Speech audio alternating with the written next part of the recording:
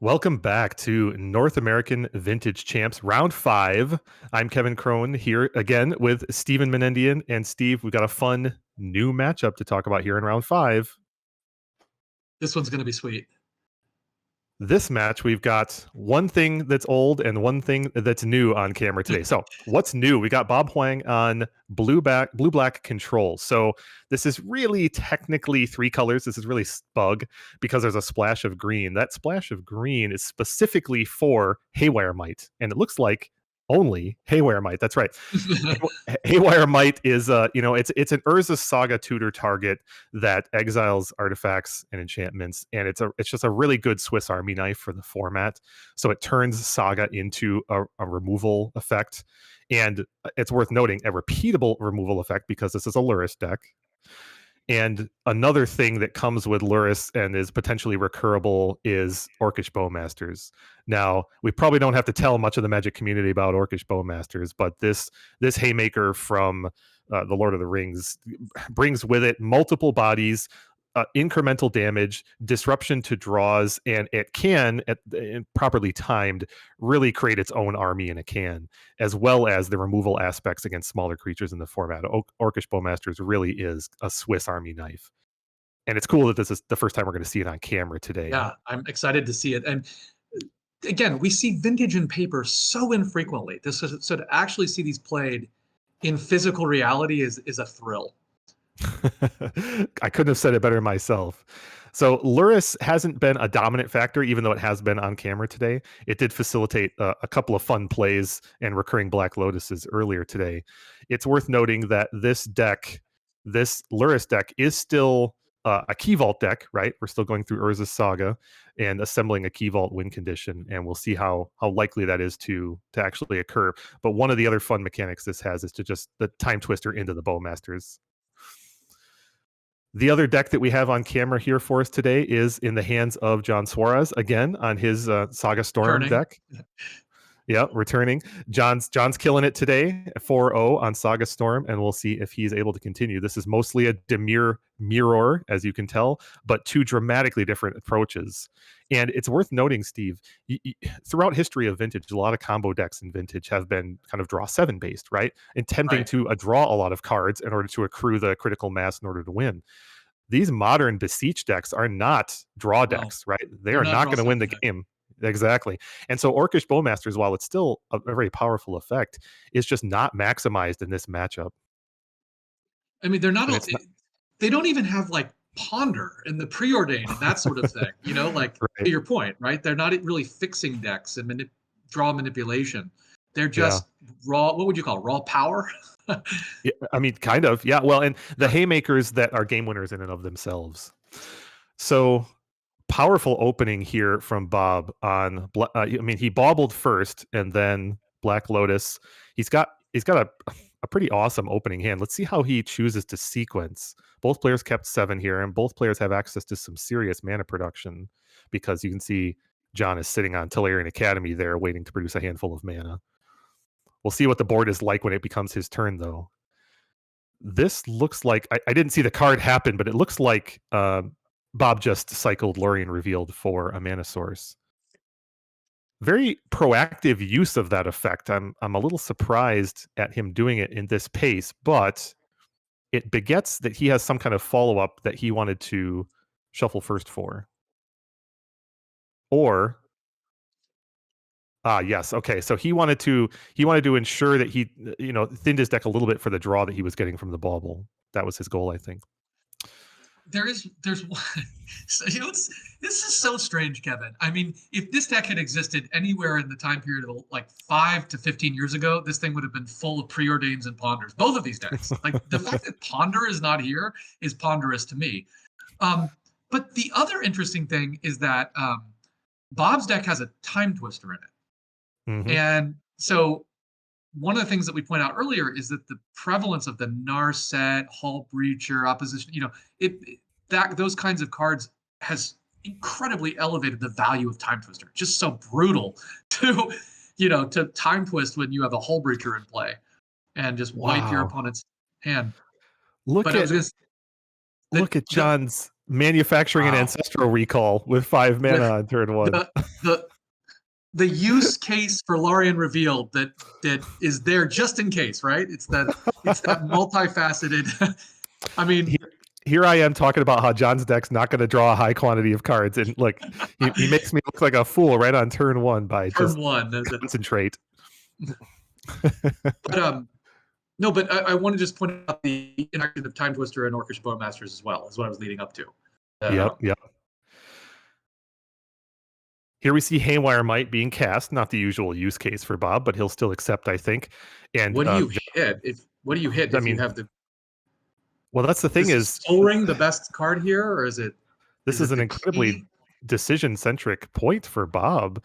And Soul Ring takes 3 mana away from John. That seems like you've got to do it, right? Oh, well, you can take 3 away that mathematics. Way. Yeah.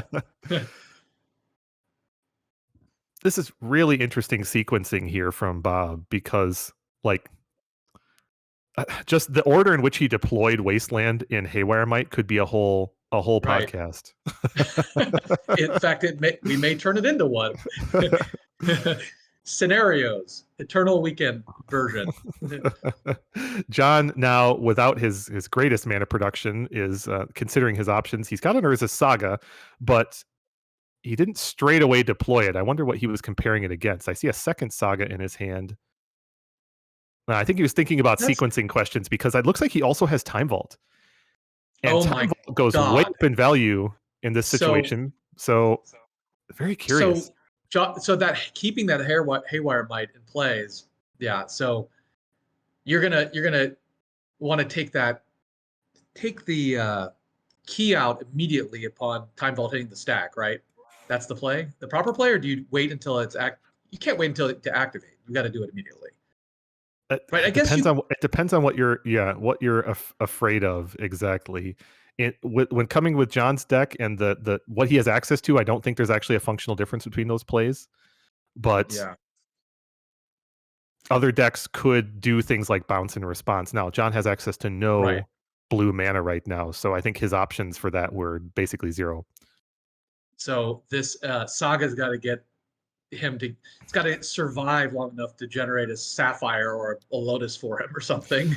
Yeah, and I feel like the calculus that the game that John's playing, the game within the game here, is John is heavily incentivized to get Haywire Might to remove something other than key. Yes. That's what he's working toward. He's like, maybe this large construct might be a good target for that I'm about to put into play. Oh, or he's got to make Sol Ring feel like the target. So, what was the card that Bob just played? What was that? That's Feed the Swarm, which destroys an enchantment. Yeah. It looked like a demonic tutor. He tapped 2 mana, so I wasn't sure. There's so many different variants of these. Right. Right. In that case, 2 mana Feed the Swarm, which destroys a creature or an enchantment, and is using it in sinkhole mode here. Right. Destroy the enchantment. But luckily for John. Yeah, luckily for John, he has another. We've seen so many sagas followed by sagas in this tournament today. It's going to be one of the through lines. It's also worth noting that John simply can't play a very long game here because Bob's playing Lurrus. No. Lurrus is designed to recur that Haywire Might. At any moment, Bob could decide to pump Lurrus into his hand, play Lurrus right away with Lotus. I mean, John would be really out of options for keeping Key Vault as an option in that situation. Not to bring too much Magic Theory into this, we did reference who's the beatdown in our previous match. Like you were saying, who is the beatdown? But one of the questions in answering that question is who has inevitability, right? And I think what you're saying is Jonathan's deck will win if this game goes long enough. I'm not entirely certain about that. He has more end game options, but Bob can grind better in terms of resources. That's why. So they have dueling inevitability, my favorite. and John, Lurrus got Lurrus. Yeah. Lurrus, what a boogeyman for Vintage for what an intense period. Oh boy. Okay, so tell us what just happened there. John saw his window. Bob tapped out with the Haywire Might, not able to disrupt, and Force of Negation was left in hand for Bob on Time Vault, and now John really has to pivot. Yes. And I Wow, suspect that we're was going to see, just like you brought up last round, John is going to pivot onto constructs, right? This is the multi-modality of Urza Saga coming in strong here. It's worth pointing out too. You mentioned a minute ago, like using a construct to tempt the Haywire Might, but unfortunately, the Haywire Might is non-creature. It says non-creature, so it oh can't yeah. actually remove. Yeah, it can't actually remove the construct itself. It needs to Yeah, target the Saga for. it would Okay, have to here's the target actual demonic tutor. the actual demonic tutor, and very much the style that you and I recognize most. Yes. That was That's an the one that will be imprinted deep in our unconscious for the rest of our lives. So and what it does was he get an here? incredible good draw. But yeah, I'm curious as So you are. He's scoping his graveyard out. He's eyeing Treasure Cruise, which is an Mhm. attractive option. He's got a big enough graveyard for that. Let me just He see has what Treasure his. Cruise and Dig Through Time, both as similar options. He Okay, does Cruise not is the have a choice. Yawgmoth's Will here. No, he does not. Which he Interesting. wouldn't. The He has. the Treasure Cruise came right out of the library face up, basically. Yeah, we'll keep the Lotus. He's removing the Lurrus. Yeah, he's removing Lurrus. I guess he has Time Twister to get that back if he wanted to, but at this point, that's not really what he's looking for. You don't want to. That's right. His deck's recursion elements are Lurrus and that Time Twister. That's it. So the odds of him getting these cards back and reusing them is low. It's so fun to see Time Twister seeing a lot of vintage play. I mean, it just disappeared for like 20 years, and it's back in a So big way. players have traded concentrates this game. John's cost 5, Bob's cost 3. And Jonathan played his on turn 1. Now, one of the things that, so just to comment on Larian has appeared in this format really to sort of supplement and aid Urza Saga, right? It's like these decks have so many Urza Sagas, they need that to get the consistent blue, the Larian.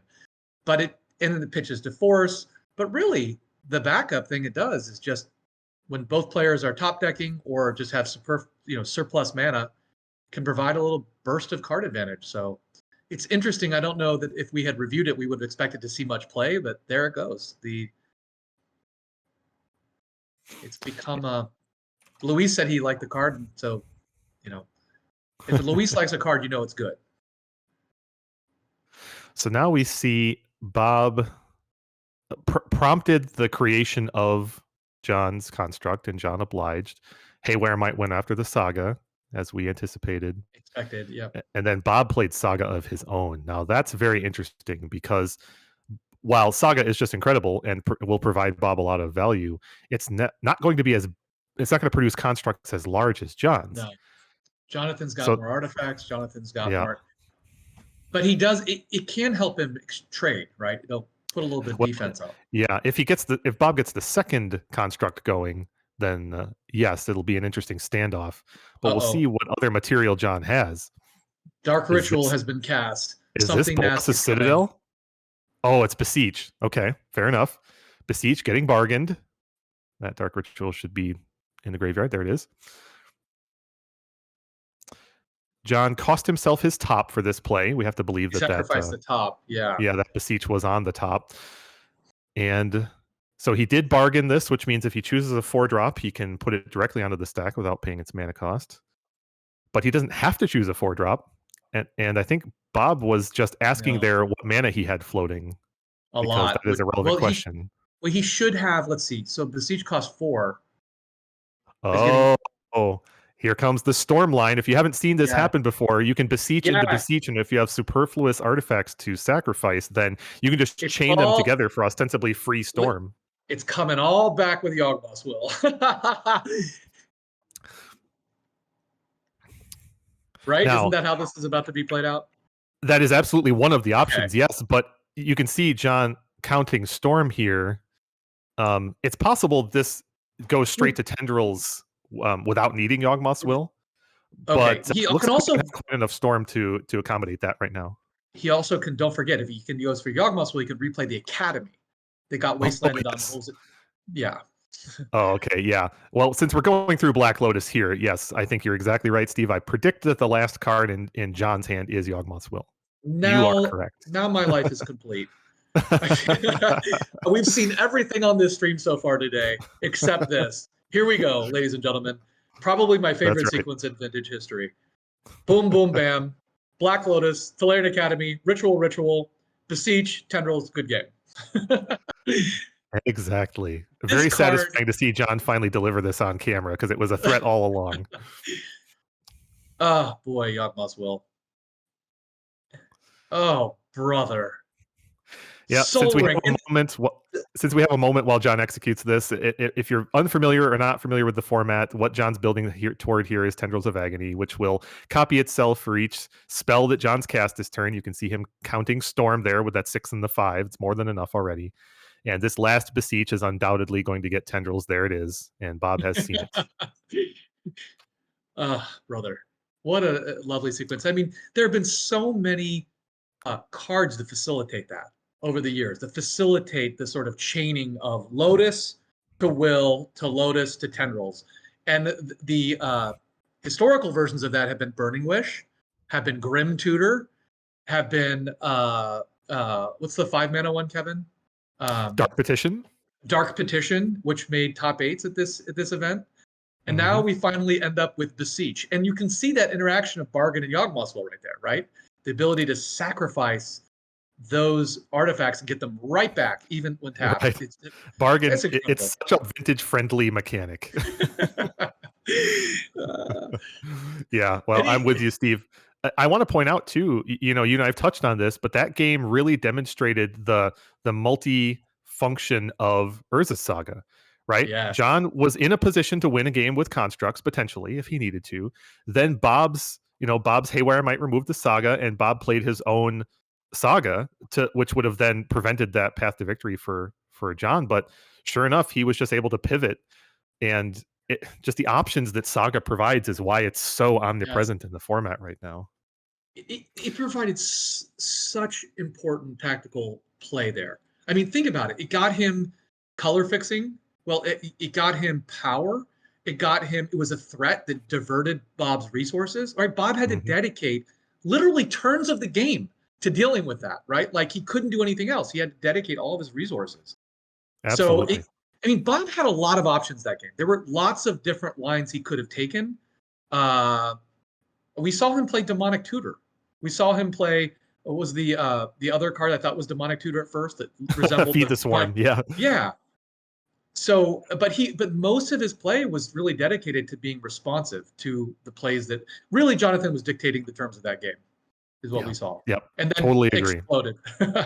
Amazing. Let's talk about their sideboard options for a moment. Quickly. Bob is doubtless bringing in Mindbreak Trap. We just saw him executing his sideboard there, and that goes without saying. Mindbreak Trap is for this matchup. Yep. Yeah. He has a couple of other options that are up to him in terms of what role he wants to take. He's got access to Hurkyl's Recall, which is some anti construct technology, as well as another copy of Feed the Swarm if he feels Saga is so central. Right. Possible. Whereas John has anti-control cards like Flusterstorm. So one of the really interesting cards I'm curious about is Grafdigger's Cage here. How much do you think that, how reliably can Jonathan build the Storm kill without Yawgmoth's Will? And, right? And how often do you want to use Cage? Do you want to use your own Saga to dig up the Cage? When and when would you not? Do you think he's bringing in Cage? Oh, that's really, really interesting because it would be almost exclusively there to stop Yawgmoth's Will or Tinker for a Big Monster. Yes. And Tinker for a Big Monster is not actually one of John's plans. And, right. And Bob probably knows that, but it's a question mark, right? Well, it just seems like there's a one-off. It's a situational one-off. What you could bring it in and find it with Saga, right? So yeah. But here's the thing, the presence of Feed the Swarm in Bob's deck really tells me that he values Urza's Saga as a mechanic and a tactic very highly. Wow, look at Bob's hand is almost exactly the same as game one. He's got Lotus, he's got the Bauble, he used one and kept one, he's got a Ruby, no lands. We've seen this twice on camera today. People laying out a bunch of Moxen with no lands.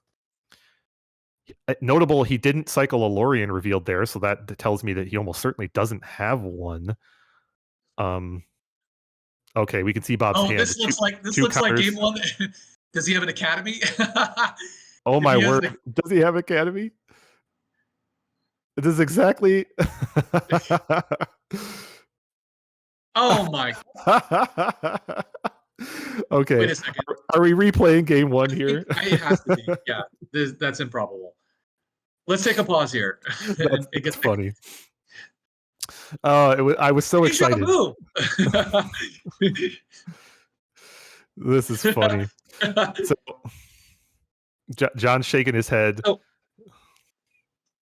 So going back. This is not actually game two, right? Or we just. Oh my goodness. Okay. That's amazing. And you can tell by Bob's second bauble, which he didn't have in game one, and here's Bob's response to the Lorien revealed, which he didn't have in game one. This is incredible. Incredible. Who says you can't have the same play pattern? Oh my gosh, that's so funny to me. At any rate, but the flow is different because Bob has second bauble and critically a force of will for that Lorien. Yes, I guess I should have. We'll see. That. Yeah, we'll see where these games diverge though. Because you're right. How could maybe this play out in a radically different way? Yeah, in game one, Bob did the turn one Lorien for his trop because he had access to Haywire Might, and Bob is tanking a little bit now because we saw for a moment ago he has Demonic Tutor in hand. He has tons of options from this point. Yeah. Now he can't play a Saga this turn. He could because he played the land. Yeah. Yeah. Man. Now it's worth noting, Bob's not playing one of the famous like draw 7 Dimir decks or Grixis decks in the past. He's not setting up like a Hull Breacher into Time Twister here. Yes, he has Bowmasters, but they're not great in this matchup for reasons we've already said. So instead, he time walks to see his options. Yes, and we'll see where he goes from here. He drew Mox Pearl. That can give him. That's Lurrus. Okay, Lurrus. Yeah, Black Lotus. That's exactly what I would have done. He shortcut a little bit there for those of you who aren't used to playing with companions in Vintage. I mean, 3 mana to put Lurrus in hand is not interactable by John, and then sack Lotus to cast Lurrus. Wow. And instead of bringing back the Lotus, it looks like he's favoring a bauble for the card advantage. No big surprise. Yeah, I guess that's true. Let's see what John's follow-up is. Yeah, we don't know Bob's hand, but So this is interesting. Both players seem to have really strong tactical advantages at the moment. It's just but they're also both in top deck mode. My goodness. No action from John with that much mana is fascinating. That was his opportunity. Yeah. But we know he's not sitting on Force of Will because it almost certainly would have forced that Lurrus, I would think, given how much advantage it represents. He might not be, he was tapped out. He might not have had a blue spell. Oh, that's true. Force with no blue spell would fit here, wouldn't it? Yeah. Exactly. Or he's holding Fluster Storms. Yeah. Yeah. Spell Pierce type thing. Yeah. Again, he was tapped down because this is only turn 2. Well, Bob has taken the additional turn, so Right. So Bob's getting extra advantage with the baubles. He found the Saga. Yeah. So if he has just a couple of interactive elements to stop John's next threat or two, then this landslide is going to take over, which is how Bob's deck is designed. I don't know. As long as Jonathan has this much active mana, it's not, even a Lorien could push him right back into it, right? Lorien is just ancestral here. Right. Yes. If I were in Bob's position, I'm not feeling very confident. Like, yes, he has access to a lot of options, but this amount of mana is overwhelming. This is a very tenuous position. Yeah. What is that? That is a Scalding Tarn that John just played. End step Bowmasters here. Wow. Not the most powerful tactic given the context of the matchup, but Bob will take it. It puts pressure on the board to the tune of 1 damage to John straight away and 2 power worth of creatures.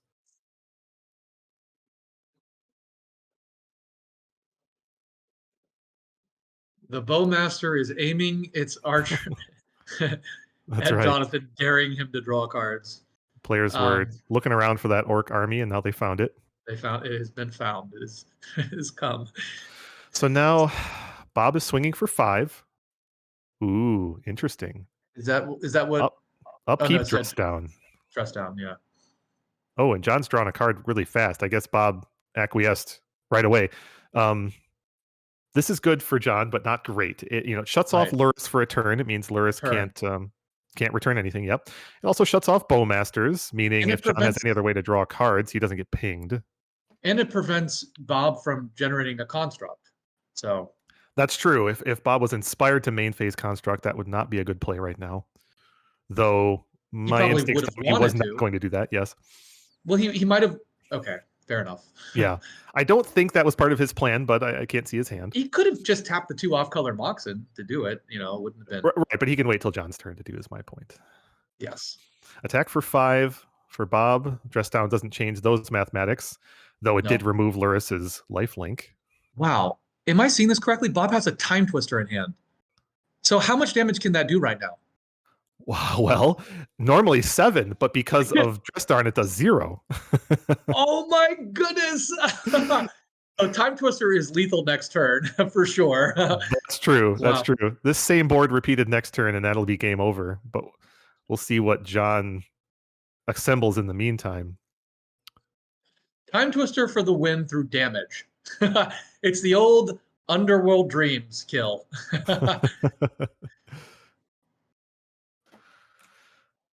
Bob's finally executing on that demonic tutor that he's been sitting on the whole game.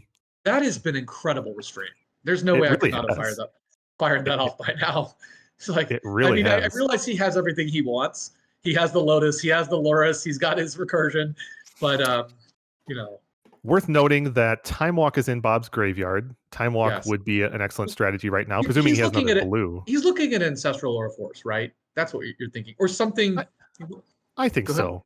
Yeah, no, I think so. With 3 cards in John's hand, and having gone this long without spending all this egregious mana, I have to believe that you're right, that Bob's just setting himself up to defend until next turn where that Time Twister is lethal. And I mean, this is not a deck lists event, so Bob doesn't know how many dress downs John has. He may, through format knowledge, intuit that there's a couple, which 2 is the number. But you can't really bank on John having a second one next turn to eliminate the Time Twister win. He just has to survive this turn from John, and I think that's it. Unfortunately for Bob, though, John has lots of power and lots of mana. If he starts playing Dark Ritual, things could get really nasty.